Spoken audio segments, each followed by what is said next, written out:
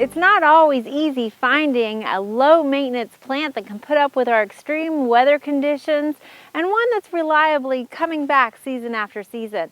Now we have our ornamental grasses that we love, but here's another one you might want to think about adding to your garden. And these are some tall sedums. This particular one is called Autumn Joy, and a lot of them do really well in rocky, sandy, harsh conditions like you can see here in our parking lot. You can see that this plant's already starting to come back. Autumn Joy gets to be a mound of about 18 to 20 inches tall with a similar spread on it.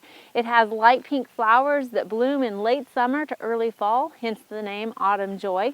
Now there is a cultivar on the market called Autumn Fire that is said to have a little bit more reliable habit to it. If green foliage is a little bit too boring for you, there's one called Purple Emperor that has a dark burgundy foliage and almost like a reddish flower to it.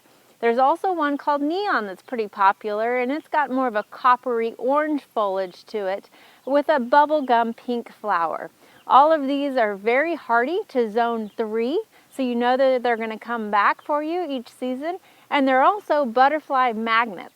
So as far as maintenance goes, like I said, they're pretty low maintenance. All we really need to do is get rid of the old foliage.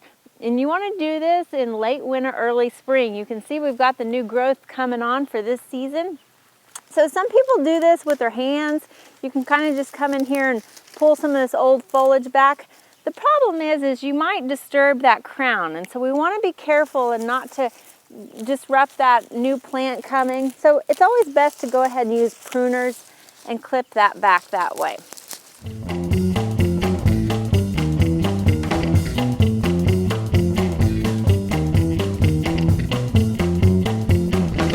So really, once we get the stems cleaned away, that's all you have to do to this plant for the whole season. Now, like I said, they are growing in usually sandy, rocky soils. That's what it prefers. It doesn't need much water, but it doesn't hurt to do a little side dressing with a complete fertilizer while you're out here. So we're just going to sprinkle a little slow release fertilizer in and work that in, and it will be fine for the season. And you can see that with a little rain that will soak in this fertilizer, it's going to be growing in no time. We hope you enjoyed this video. It's part of our Oklahoma Gardening YouTube channel. You can also find even more videos on our OK Gardening Classics YouTube channel. And join us on social media for great gardening tips, photos, and discussion.